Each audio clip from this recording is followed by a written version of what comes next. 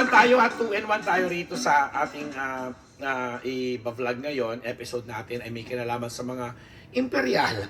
Barbie Imperial, Michelle Gumabaw, Marco Gumabaw, at saka si Christine Reyes, plus Richard Gutierrez. Di ba magkakaano yun? Pero connect na lang natin. Kasi nga, recently, napanood natin na mukhang ang latest addition sa Batang Quiapo, pagkatapos ng mawala ni Ivana Alawi at pinalitan siya ni Kim Domingo, ay papasok ang karakter ni Barbie Imperial. So siya nagde-drive ng isang napakabonggang kotse na magiging sugarol siya, may involve siya sa pagyaman ng karakter ni Coco Martin. O, di ba sa Batang Quiapo na, kasi nga di ba action pa rin.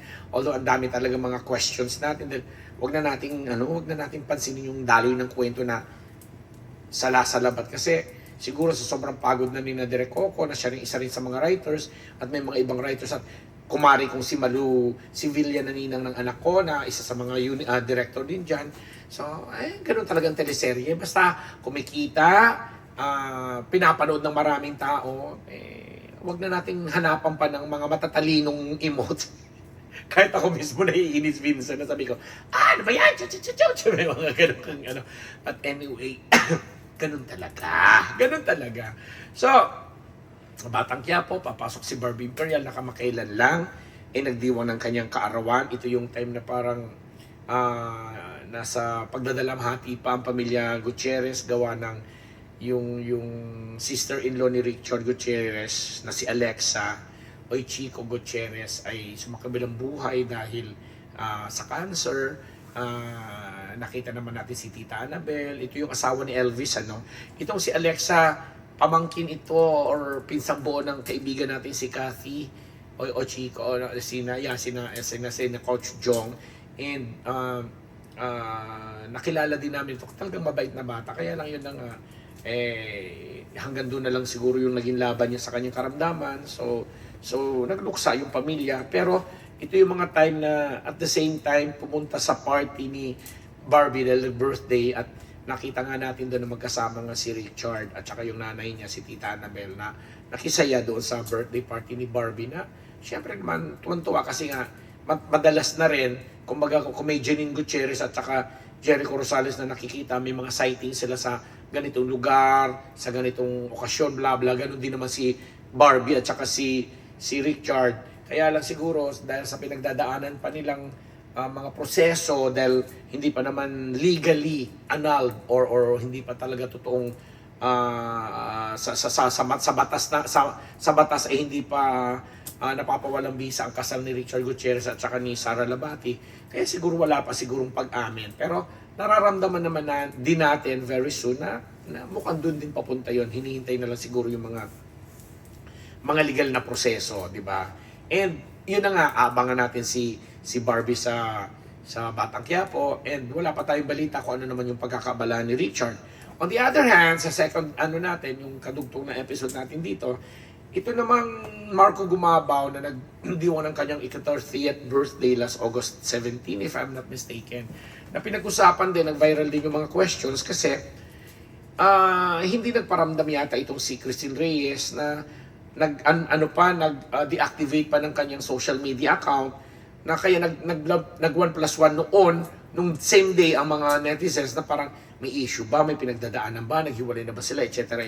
Only to find out the following day, nag-post itong si Christine, tapos sinabi niyang mahal ko yan, yun ang naging caption niya dun sa picture nila ni Marco Gumabaw, mahal ko yan, blah blah, and so on and so forth, na parang akala ko ba nag-deactivate, may posting.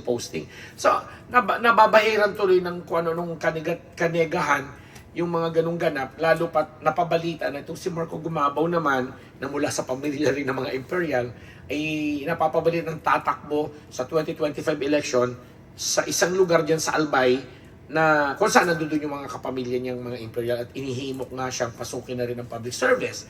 So, at the same time, ito naman si Christine Reyes, nagpaliwanag na di umano, kaya nag-deactivate siya sa kanyang social media account ay dahil nais daw nito mag-focus sa kanyang role na gagampanan sa MMFF entry na pinagbibidahan ni Bossing Vic Soto at saka ni Piolo Pascual na The Kingdom. So parang lahat ulit nagtatanong, anong connect? Kasi nga para daw mas makapag-focus siya, makapag-concentrate na ang tuloy ng lahat, na ang bashing tuloy ng lahat is akala mo naman daw is super laki yung role at super bidang-bida siya dun sa movie para gano'n. But anyway, ito po yung mga opinion, mga lumalabas na hakaka. Kasi nga, may mga ganyang ganap o mga ganyang ginagawa ito mga celebrities na pinag-uusapan natin na kaya pala ganito si Marco, bla bla, ay hindi binati kasi pala may the following day babatiin, ay kaya pala nag-iingay. May mga gano'n na pangit pakinggan, masakit sa tenga, pero parang wala kang choice di ba na hindi naman ito yung kagaya ng issue kina Senator Robin Padilla at Mariel Rodriguez, di ba, na binabash sila. Kasi si Robin, hindi naman ordinaryong artista lang, kasi senador na siya. Kumbaga, may ano na siya, may power na nanggaling sa sambayanan, yung pagkakaluklok niya dyan. So kaya dapat umakto siya according sa kung anong posisyon niya sa ngayon, lalo pa ng number 1 senator siya. So, iba ito doon sa ginagawa ni na Marco, halimbawa na biglang hindi paramdam, biglang sasabihin ganito, ganyan. Kasi may mga pinaplano in the future. Pero pag naplano na yan in the future at natupad na yan, siguro dapat umarte na rin ng tama, di ba? So, ganun lang, mga ka-Team Unbettable, mga chika-chika natin dito na hindi ko kasi alam kung paano kung titutuluhan ito. Basta nagmula kay Barbie Imperial, Batang Quiapo, Rachel Gutierrez, tapos ito ay nakalimutan ko si Michelle Gumabaw na naging isa pa pala sa mga akusasyon kung bakit parang hindi agad nabati ni Christine Reyes ng happy birthday si Marco is dahil parang naghihintay din pala ito na mag-propose na itong si Marco sa kanya. Kasi nga, di ba, naunahan na sila ng balitang si Michelle Gumabaw ay engaged na sa kanyang non-showbiz boyfriend na mayaman na businessman mula sa mga pamilya ng mga Panlilio, yan, si Aldo Panlilio, yung kanyang boyfriend na nag-propose na sa kanya, kaya engaged na. Although si Michelle ay very active pa rin naglalaro ngayon sa PVL, Philippine Volleyball League, para sa team na Creamline, and yun na nga noong nakaraang buwan, nagpa-press ko na siya para subukan naman sana ang showbiz, pero bumalik nga siya sa paglalaro. Pero may mga movie offers na sa kanya, and eto na nga sumabay na yung engagement na involve or napunta yung di umano chismis nga ng Marites na parang ay si Christine Reyes kasi umaasa din na magpo-propose sa kanya ng engagement itong si Marco, pero hindi ginawa. Pero this time nga sinasabi natin, nababalitaan natin, naririnig sa ating mga kapwa Orago diyan sa Albay na plano di umano ng pamilya ni Marco sa Bicol na patakbuhin ito sa susunod na election. So yung mga ganong ganapan ba dito, mga chismisan lang. So bahala na po kayo mag-ugnay-ugnay at mag-connect, magtahi-tahi ng mga balitang yan kasi medyo matagal na panahon tayong hindi nagkasama dahil nga po sa aking pamamalat. Ako po ang inyong lingkod, Papa Unbettable, Unbettable. Subaybayan niyo po ang aking mga panulat sa Pulgar sa Hataw, sa Context.ph at saka sa Chronicle Manila Online. At sa Marites University po, ako po ang inyong lingkod dito sa Unbettable Channel, Ambet Nabus. Thank you.